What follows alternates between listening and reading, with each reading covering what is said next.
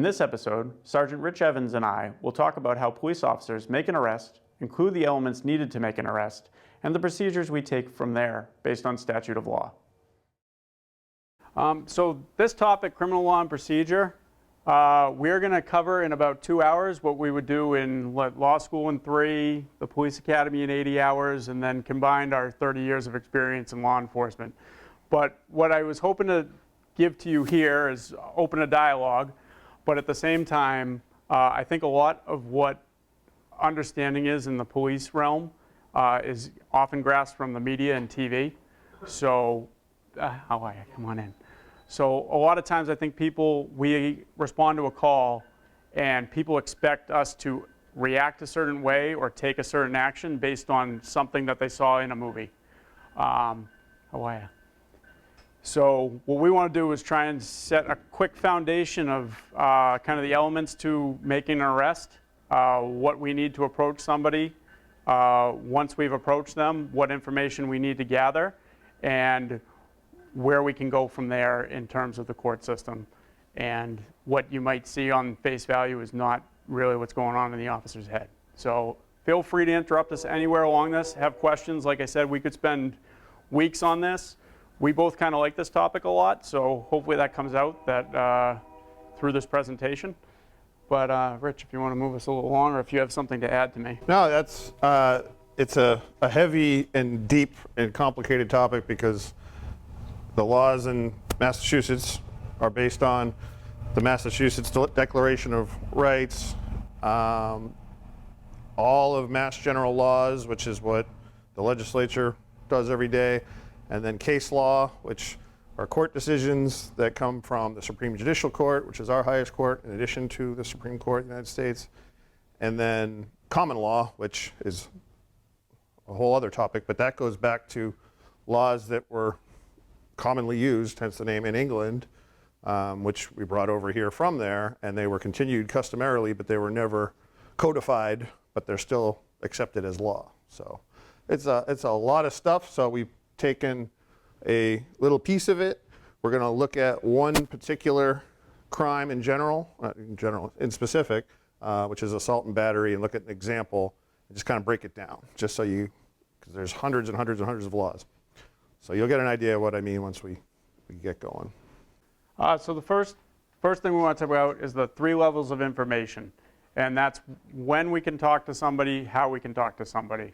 So the first one being a hunch or our intuition or gut feeling. So where this comes into play would be I'm working the 12 midnight to 8 a.m. shift. At 3 in the morning, I see somebody walking down the street.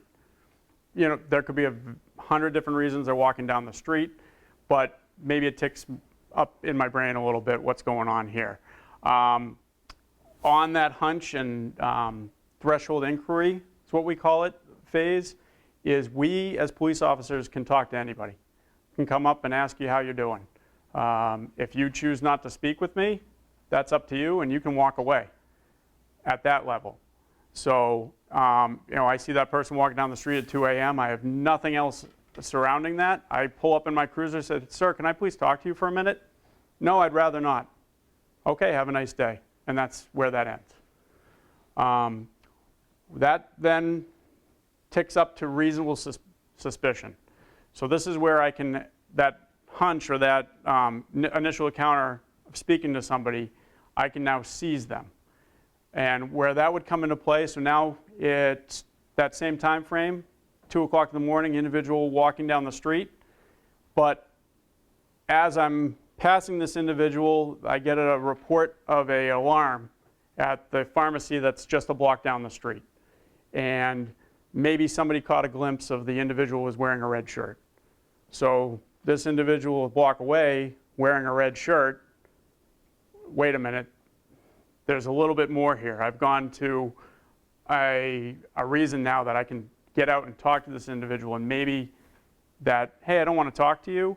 Well, wait, hold on a second. We're going to have a conversation. You want? Right, which we would just call detaining them.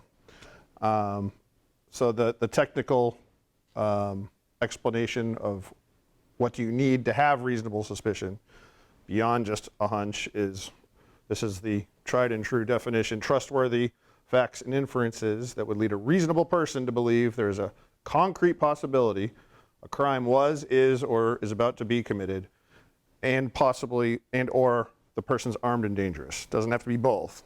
And a lot of times you hear that, it's a controversial term in New York. It's a different thing here, but the term stop and frisk.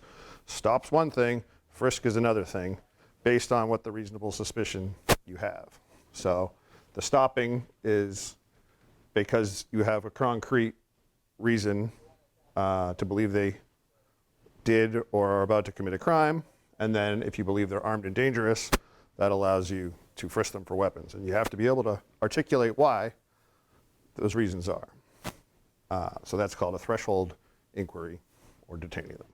At the point of reasonable suspicion, we can detain you. Now, if I have nothing more than the 2 a.m. factor where you're walking down the street, red shirt, and you now run from me, Massachusetts has said, I cannot chase you. Flight alone. Correct. Flight alone. So if the person just runs and you have nothing else, that's not enough.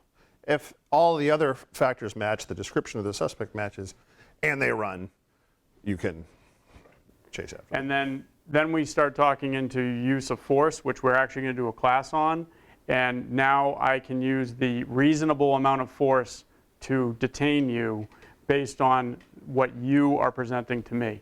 So if you take a swing at me, that's one level of force I can use versus you try and kick me and flee. So it's reasonable level of force to keep you there. So next, Rich did a beautiful job of explaining reasonable suspicion. Now we move to probable cause. And probable cause being trustworthy facts and inferences that more likely than not a reasonable person has, is, or just committed a crime. 51%, if you want to look at it in the eyes of the law, of greater than reasonable something happened.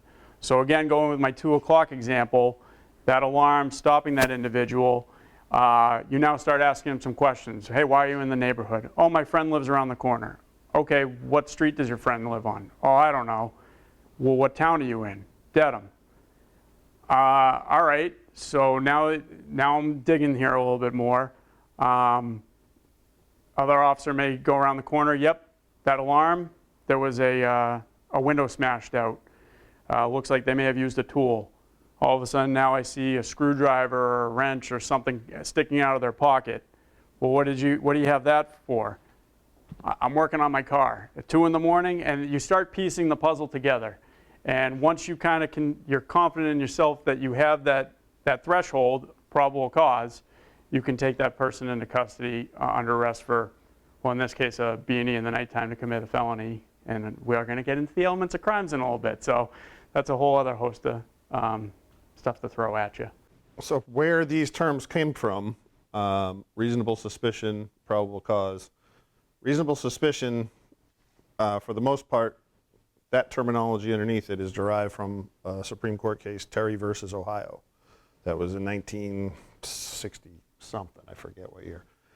But in Ohio, a detective, a very seasoned detective, observed in the middle of the daytime, I believe on a warm day, three persons with long coats on, walking by a jewelry store. And based on his long history of what he does and the things he observed, there was enough for him, or the question was there enough for him to walk up to them, detain them, speak to them? At some point, he was concerned they were armed and dangerous, did pull a firearm off one of them. He knew that a jewelry store heist was about to go down. And it was more than a hunch because of all those circumstances. And it's very case by case. So what he would reasonably know is different than what a police officer who's on his first day, who's never done anything, it's going to be obviously a different viewpoint. So that went to the Supreme Court, and they established that standard of reasonable suspicion and that definition, the trustworthy facts and inferences, et cetera. And then probable cause, you might remember those two words from the Constitution, or the Declaration of Independence? No, Constitution. And the Fourth Amendment, being secure in your home and all that. I don't know the whole quote of the Fourth Amendment, apologize. But except upon probable cause and a warrant, and then we get into all that. So that's where probable cause comes from, and then the definition of it, again, has come out of court cases that have defined it as this stuff's been litigated over.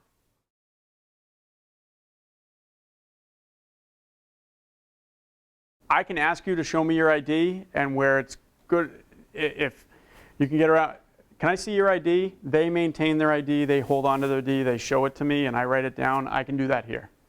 As soon as I take your ID, I now have seized you. So we have to be in reasonable suspicion. That's the big court term, is seizure. So anytime there's a case that involves stopping someone and it turns into an arrest, not anytime, but a lot of times there'll be court motions, and it'll be perhaps based on when did the seizure occur. And there's a lot of case law on that. If you block in a car that's parked somewhere, if you take their ID from them, obviously they're not free to leave. So is that person, would a reasonable person feel free to leave? If I have your license in my hand, you're obviously not going to feel free to leave. So these cases, these motion hearings usually are arguing about, was there reasonable suspicion at the time of seizure before things proceeded? So in the field, officers must use a legally recognized method to charge a suspect with a crime. There are 3 possibilities in the state of Massachusetts. Number 1, which is the preferred, is an arrest warrant. An arrest warrant is issued by a judge or clerk magistrate, an independent body who is making a decision.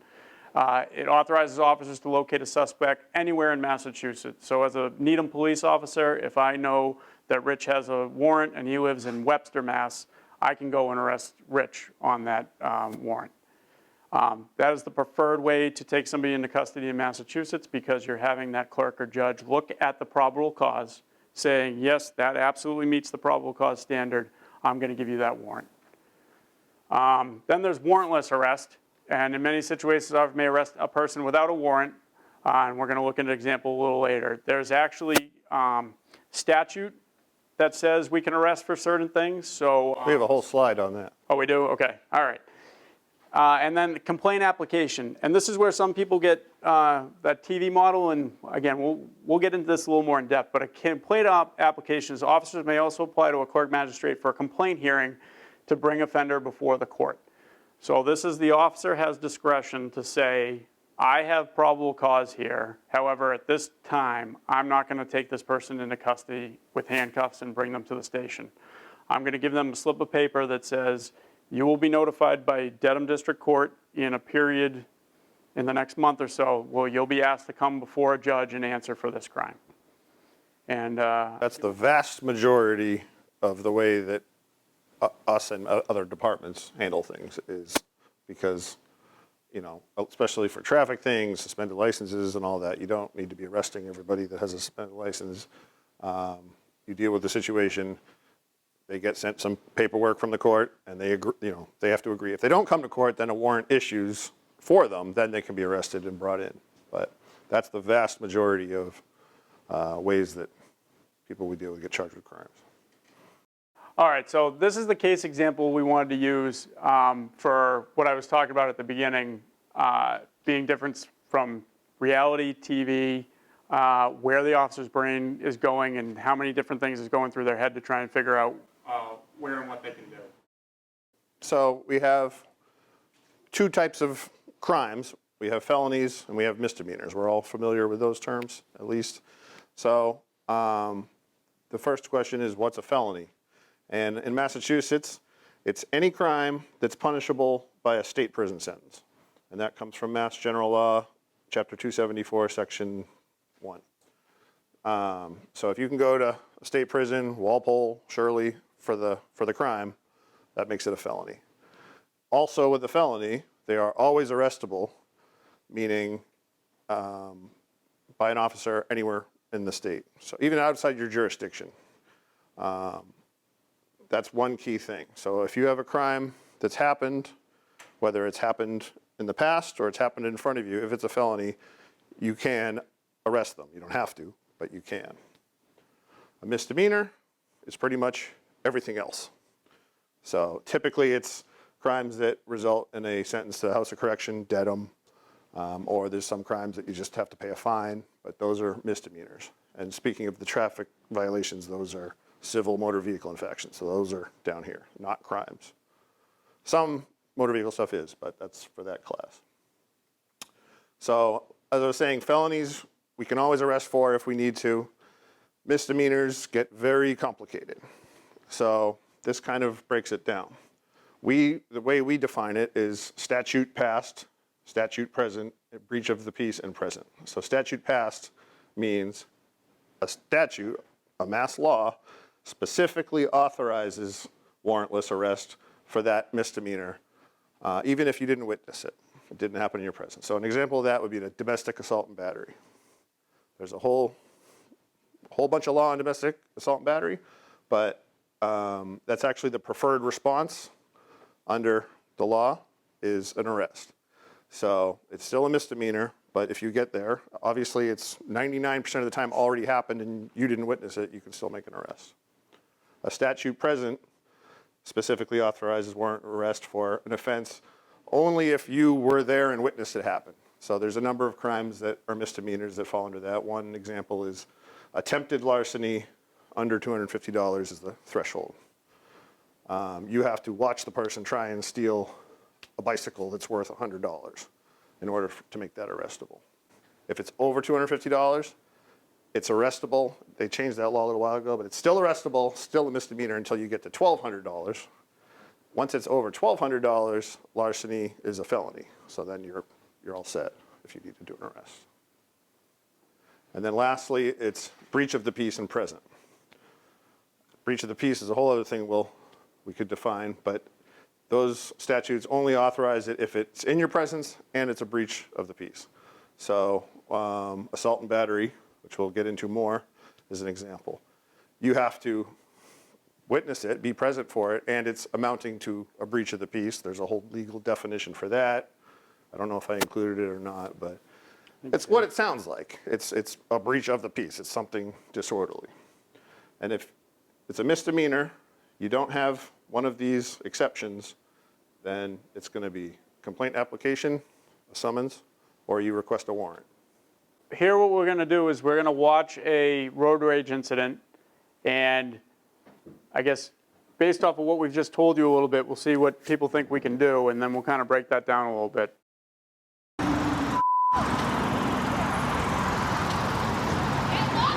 This physical altercation taking place right in the middle of 128 this morning around 10 a.m. The person that shot this video and witnessed the incident asked that we use her voice only. It was the most insane thing I've ever experienced.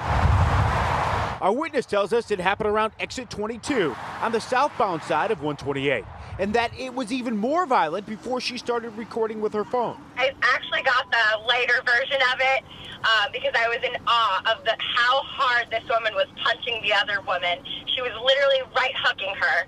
Our witness also says the woman with a lighter color hair also threw punches. The dark-haired woman got out of her car first and initiated the whole thing, but the blonde then started hitting back. This is different video from another angle shot by Catherine DeLeo. She gave us permission to use her footage, but did not want to speak on camera. State police are investigating, and we did track down the woman that was said to be driving the Nissan Altima at an address in Danvers. As far as the other woman you see in the video here, we're told she tried calming things down. Another brunette that was behind, that was a bystander that was trying to help diffuse it. How far was traffic backed up? Oh, God, all the way back.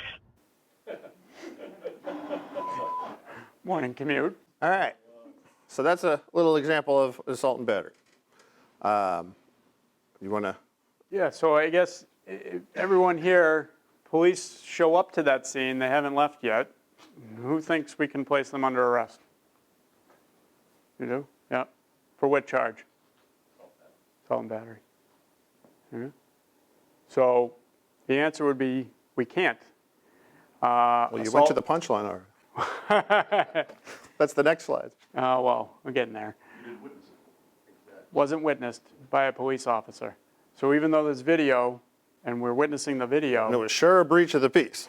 So now, yeah, that gets a little interesting there because they couldn't be arrested for assault and battery. However, there are a bunch of other crimes there that we could arrest them for. Disorderly conduct, that's creating an offensive, tumultuous condition that affected, I'm killing it here. Creating an unsafe condition without a legitimate purpose. So they backed up traffic on 128 for however many people and screwed up their day. We might want to go with a fray, mutual combat fighting. I'm sure there's some obscure I'm highway sure we could find obstructing a something. highway charge.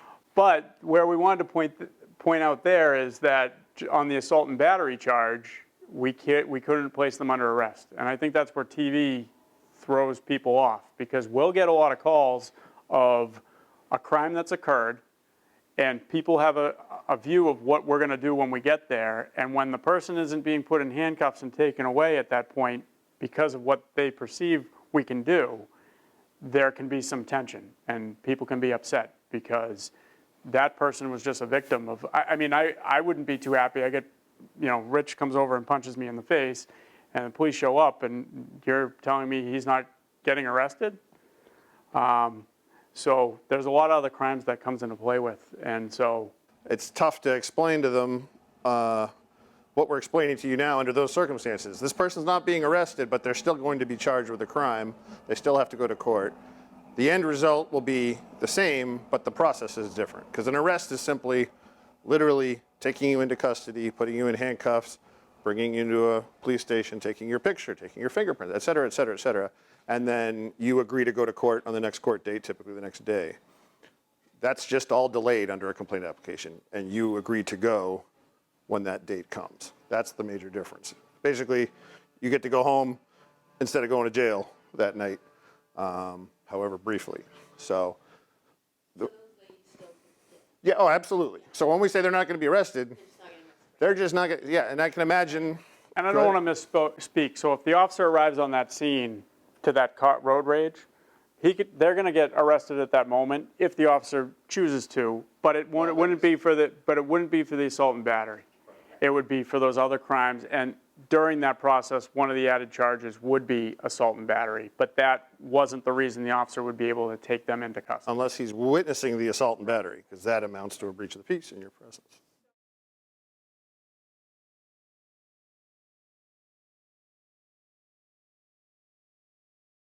No.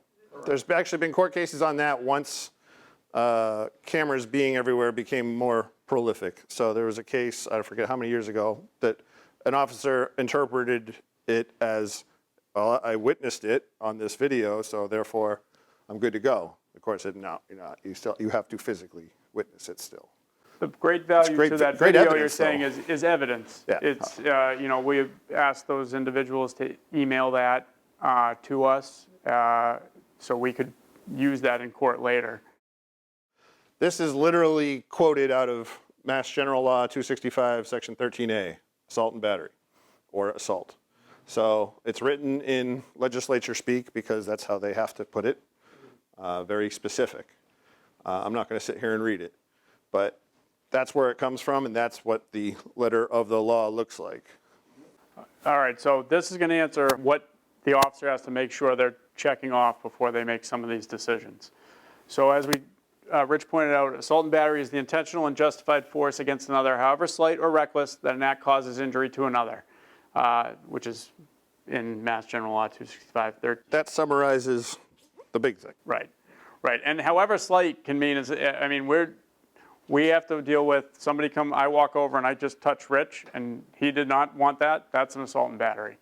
So there's the varying degrees of assault, of battery, excuse me. So we talked about the right of arrest. So that situation where it's just I hit Rich, it's arrest for breach of the peace in presence, otherwise complaint. So I, as the police officer, need to witness it.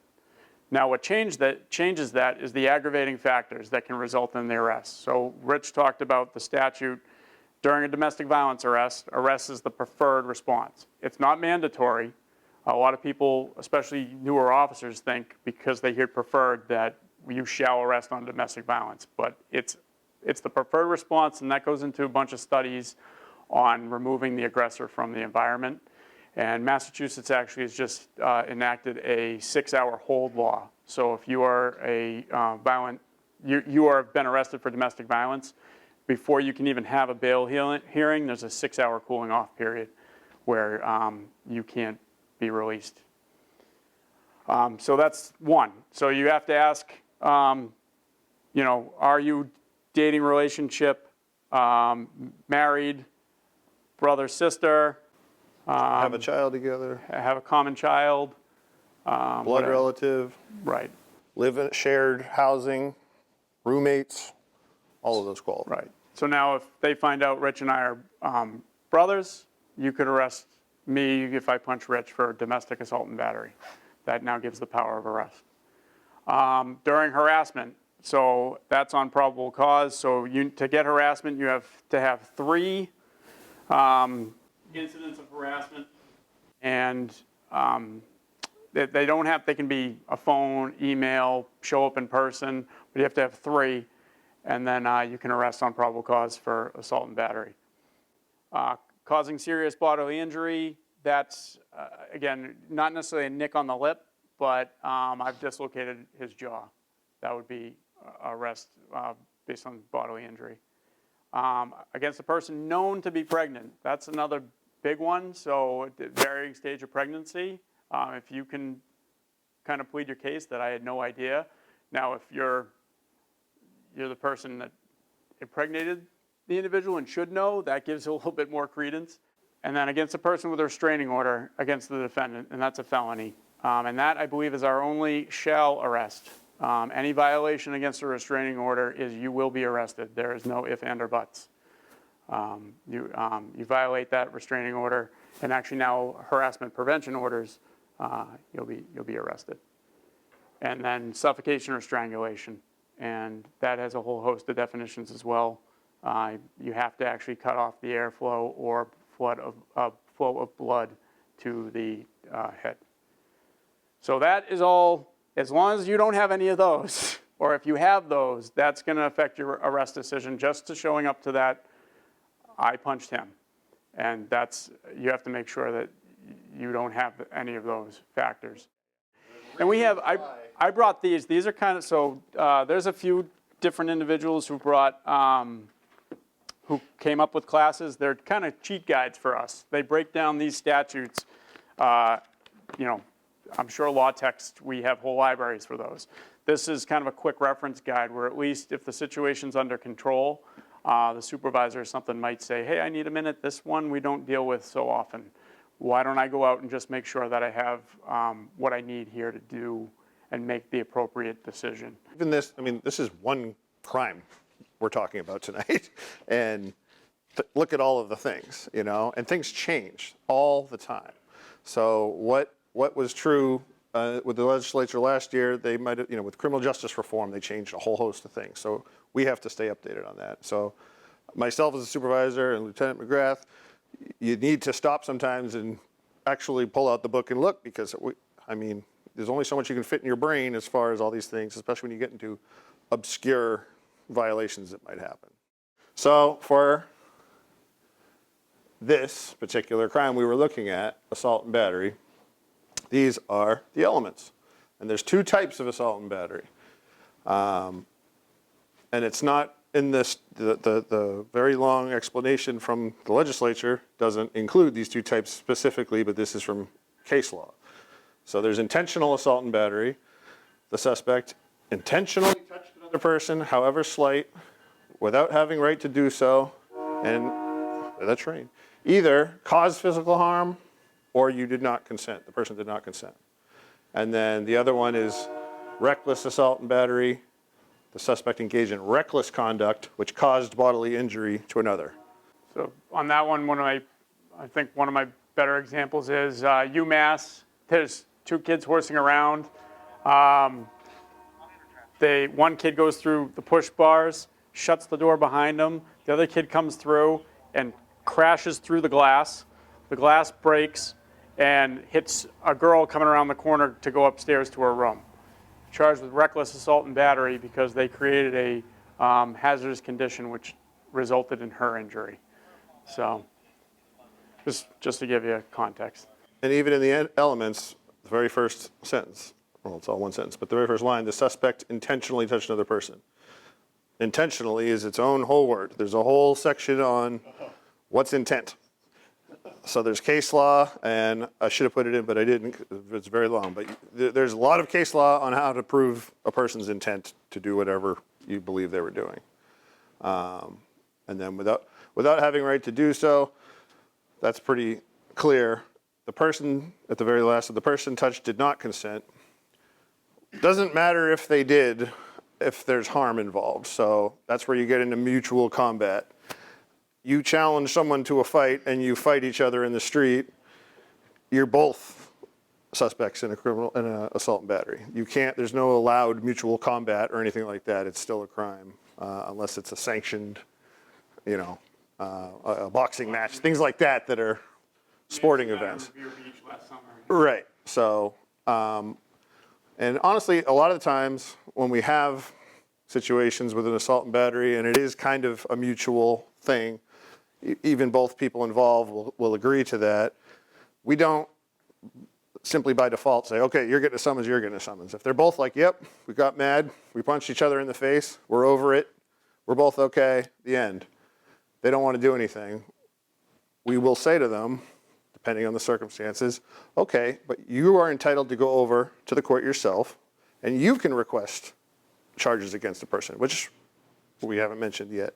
But everybody can go over to the court and say, I'm the victim of a crime, and this is what happened, and I'm requesting a hearing that this person be charged with a crime. So if the person changes their mind later, or it's not clear to us who was the one starting it, both people can pursue that on their own if they wish.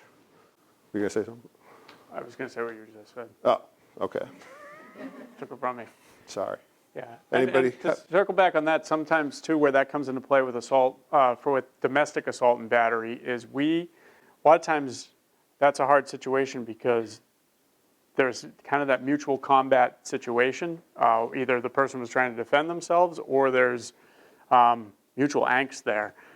So Massachusetts has kind of given us the next step of the primary aggressor.